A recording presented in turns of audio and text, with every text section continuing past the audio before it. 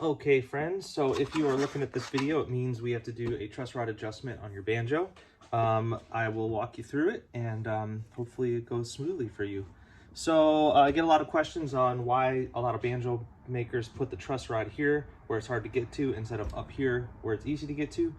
Part of it is the aesthetics of old-time banjos don't really go well with that truss rod cover that you'd have to put up on the headstock if you did do a truss rod there. And so we hide it down here at the end for aesthetic reasons. The other reason is, to be honest, as much as I love DIY stuff, I find my customers getting themselves in trouble trying to do their own adjustments.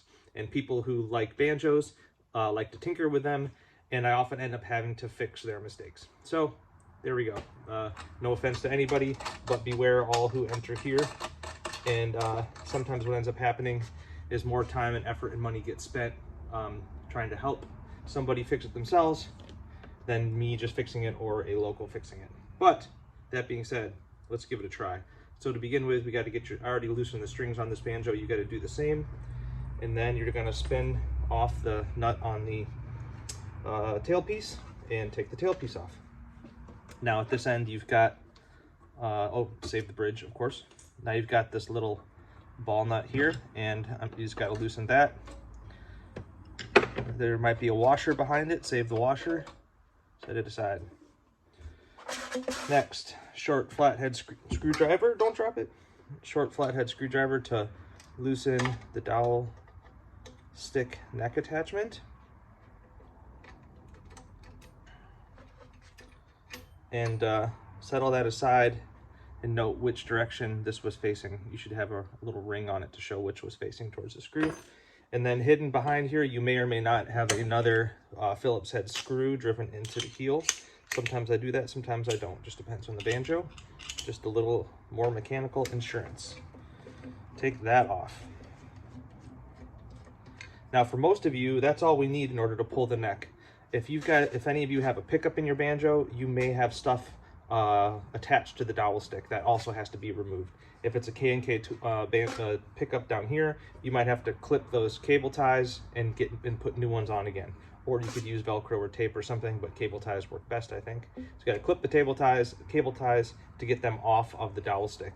If you've got a pickup up here, like a magnetic pickup, you're going to have to loosen that. And for most of you, I think that means loosening it with the little wrench to get that piece of hardware loose and dropping the pickup off of the dowel stick, because the whole neck and dowel stick now will slide out.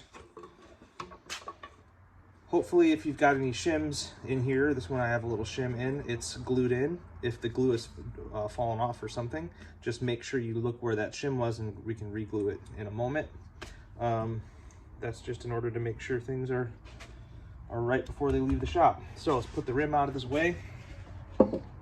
And now we are on to the truss rod. So if we've gotten this far, hopefully you already know that you need a truss rod adjustment, and here's what's going on. We don't want banjos that have a hump in the fretboard like this. That makes for buzzing. A flat one, a perfectly flat fretboard works for some people, but in general, your banjo left the shop with a little bit of a relief. It's called relief. That's a little bit of a curve to the fretboard. That's because strings, if you think of a long string, it vibrates most in the middle and least at the ends in waves. So we need room for the strings to vibrate. Flat fretboards and fretboards with a hump in the middle don't let the strings vibrate very well. There's lots of buzzing and flapping. So usually I sent the banjo with some relief. If you've got too much relief, whether from string tension or weather changes or whatever, we need to flatten the banjo out. So to do that, we're going to put this one's in deep. We're going to put our Allen wrench in, and I gotta get this right, to take away relief. So we're trying to either flatten the fretboard a little bit. We're going to turn this wrench clockwise if I'm facing this way. There we go. It definitely doesn't want to start off. Take some extra work. So I'm gonna sight down the neck now. Oh yeah, so on this one, I already had a pretty flat fretboard. I did a quarter turn of this, and I already introduced a hump. Okay, so in order to take away relief, it shouldn't take a lot more than a quarter turn. I'm going to do another quarter turn just to see how far I can go. Oh yeah, so it's got a big hump now. So to remove that hump, I need to turn counterclockwise. Take it back to about where we started.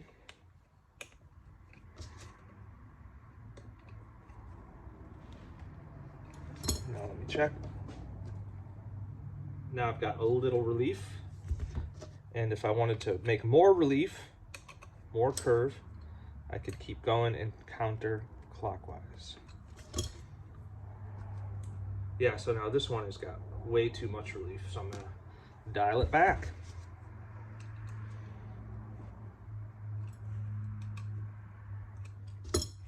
I'll check one more time.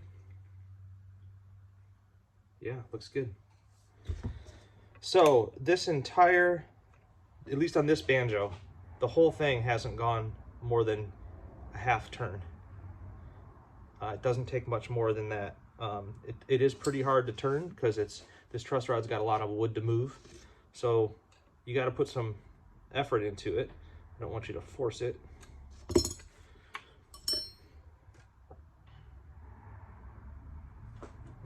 So to review, to take away relief, to flatten it out, you're going to turn clockwise when facing the banjo wrench like this, clockwise. To add relief, you're going to turn counterclockwise down here. So I've got mine set. Yep, looks good. And I'll just walk you back through putting it back together just because it doesn't take long. First will be our wood screw. Not all of you have that. But I'm pushing the rim and the neck tight together. Then the dowel stick neck attachment hardware. Put the pin through. If it's hard to do, loosen up the screw even more. Then tighten the flathead screw.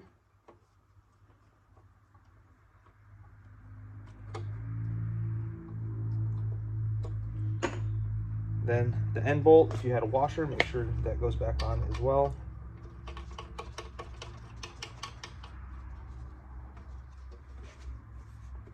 And then it's ready for the tailpiece.